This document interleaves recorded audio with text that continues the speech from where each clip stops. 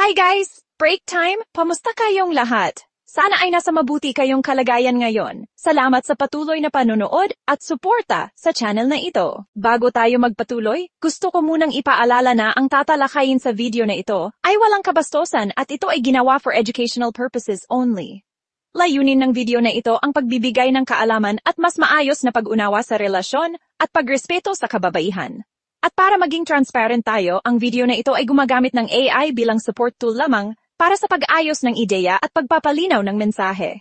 Ang pananaw, pagpapaliwanag, at responsibilidad ng content ay nananatili pa rin sa creator.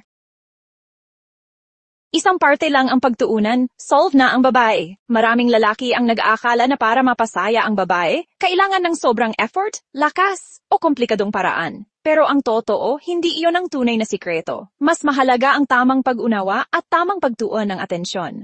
Ang katawan ng babae ay may marami sensitibong bahagi. Iba-iba ito sa bawat tao, at mahalagang tandaan na walang isang formula na pare-pareho para sa lahat. Ngunit ayon sa maraming karanasan at pagbabahagi ng mga babae mismo, may isang bahagi na pinakamadalas nilang gustong pagtuunan ng atensyon, at ito ang tinatawag nilang pechay.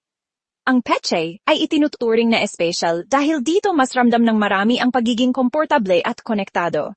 Hindi ito tungkol sa bilis, hindi rin tungkol sa lakas. Ang mas mahalaga ay ang pagiging maingat, mapagmasid, at consistent. Kapag nabigyan ito ng tamang focus, maraming babae ang nagsasabing sapat na iyon para maramdaman nila ang kasiyahan at pag-aalaga. Gayunpaman, mahalagang linawin na hindi lang pechay ang sensitibo. Maraming bahagi pa ng katawan ang may sariling importansya. Ang kaibahan lang, para sa karamihan ng babae, pechay ang pinakamataas ang priority. Kaya dito kadalasang nagsisimula ang kanilang magandang pakiramdam.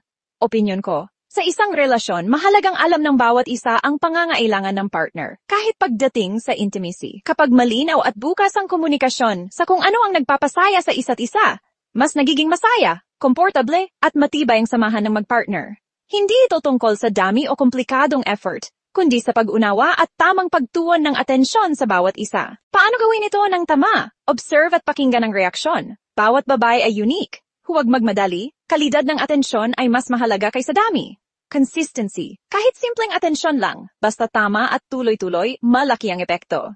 Respeto at komunikasyon. Ang tunay na kasiyahan ay nanggagaling sa pakiramdam na siya ay pinahalagahan at nauunawaan. Kapag naintindihan at nagawa ito ng tama, maraming babae ang nagsasabi na hindi na kailangan ng komplikadong paraan. Isang parte lang ang pagtuunan, at solve na sila. Isang parte lang ang pagtuunan, at solve na sila. Maraming salamat sa panood hanggang dulo. Sana ay may napulot kayong kaalaman mula sa video na ito. Kung nagustuhan ninyo, huwag kalimutang i-like, i-share at mag-subscribe para sa mas marami pang educational at respectful content. Kita-kits sa susunod na video. Sayonara!